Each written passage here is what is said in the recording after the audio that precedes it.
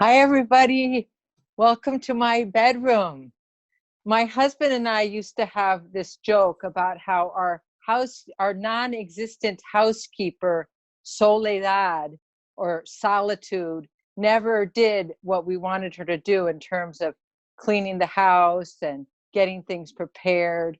So my appearance tonight on your screen is brought to you by Soledad Video Conference Solutions. That includes the nice makeup on my eyebrows, which I'm sure you can all see perfectly. Okay, I can't hear you, so I'm just going to assume that you're laughing hysterically at everything that I say that's funny. So, luck. I have basically been a lucky person all my life, but uh, I never believed in buying raffle tickets or lottery tickets. When I was younger and angrier, I used to say, lottery tickets are an outrage. They're a regressive tax on people's mathematical illiteracy. And I also had this kind of secret kind of karma theory that I've never told anybody about this before, but I used to think if I'm not asking fate to make me the winner of a big lottery prize, then maybe I also won't be the 1 in a million person who gets hurt in a freak accident, or whose child dies, or whose child gets ill from some unusual illness. So that system had worked for a long time. I had a wonderful husband. His name was Saul. He was from Colombia, though I met him in Brownsville, Texas. That's another story that some of you may have heard already. And 2 little boys.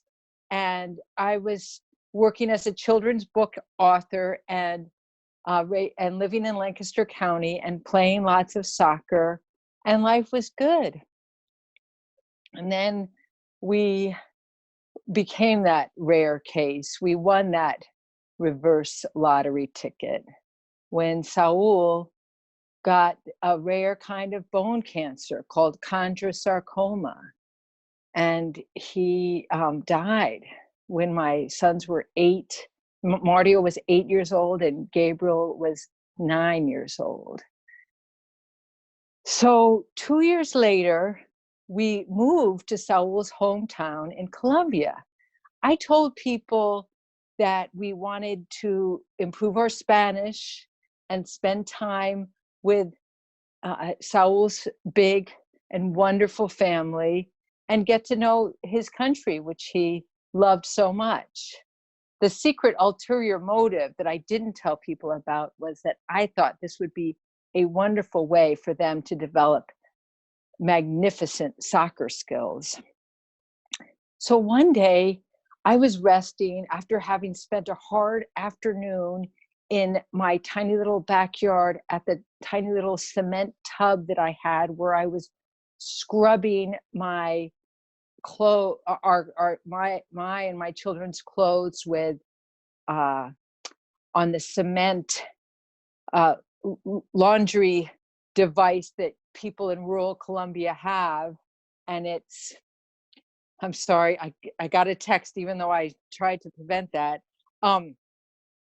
So I'm there. I was scrubbing my clothes on the cement, not so highly functional laundry system that is used throughout rural Colombia, and I was tired after doing that for a while. And Mario walks in the door, and he says, "Mom, Victor Hugo needs to see you."